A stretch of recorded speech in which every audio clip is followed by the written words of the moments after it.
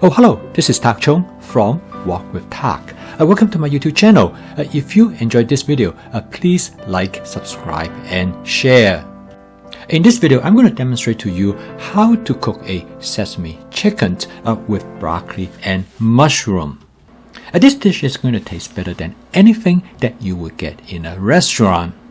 And the reason for that is simple, because you cook this yourself and you cook it exactly the way how you like it. This dish is very simple to cook, and here I cook it in my 14-inch stainless steel wok, but you can cook it in any thing that you would like. For example, you can cook it in your skillet. The basic principle is the same, except it is easier to cook it in a wok. So maybe after you have seen this video, you might want to go get a wok, which is not expensive at all. You can take a look at this video that I have some recommendations of the woks that you can purchase. So the first thing I did when I walked into the kitchen is to take some chicken out of the freezer, and I put it in a sink of warm water and let it to be thawed out in about 10 minutes.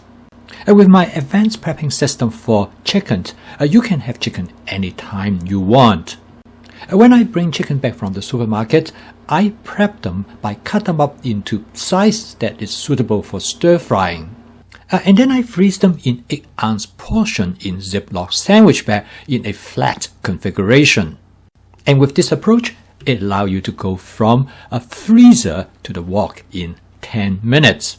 And to learn more about my prepping system for chicken, you can take a look at this video. This will save you a lot of time, and you can have chicken any night you want. To make cooking this dish even simpler because of my advanced prepping for vegetables. And by spending about 1 to 2 hours in the beginning of the week, you will have enough prep for you to cook every night. And of course, it saves time, but more importantly, it is more fun. So okay, I first found some broccoli that is cut up and all ready to be used. Next, I found some sliced white mushroom in my prep, and this is exactly what I want to use. So with advanced prepping, I am all ready to cook in about 10 minutes. You know what? I even find some time to set the table.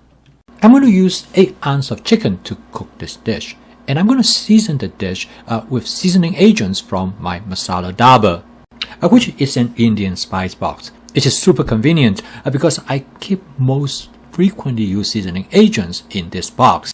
To season the chicken, I'm going to use 1 teaspoon of mushroom seasonings, half teaspoon of lemon pepper, quarter teaspoon of cumin, and quarter teaspoon of ginger powder. And then I coat the chicken with 1 tablespoon of cornstarch. So when I shallow fry the chicken, it will give the chicken a nice light breading with great flavor. And I'm also going to add half tablespoon of minced garlic. This flavoring strategy works very well. It makes the chicken has great flavor as well as texture. The light coating of cornstarch gives the chicken a nice light breading without having it feeling heavy, but it also gives it slight crispy texture. I'm going to cook this dish in my 14-inch Cucina stainless steel wok. I start out with about 2 tablespoons of canola oil. It is wok frequently known as a wok pan because it has a relatively large surface area at the bottom. This wok behaves almost like a small frying pan because I can spread out the chicken on the surface of the wok. This technique, commonly known as shallow frying, what I do is that I fry the chicken on one side and then I turn it over to fry the other side. Since the wok is well seasoned, the chicken should not stick to the surface of the wok. If it does, it means that you move the chicken too early. Now as I turn the chicken over, you can see that the chicken are very nicely browned. This is due to the presence of the cornstarch as well as the garlic. The sugar in the garlic causes it to caramelize, and this gives the chicken a very nice brown and in fact a little bit char as well. I next add 2 cups of broccoli to the wok.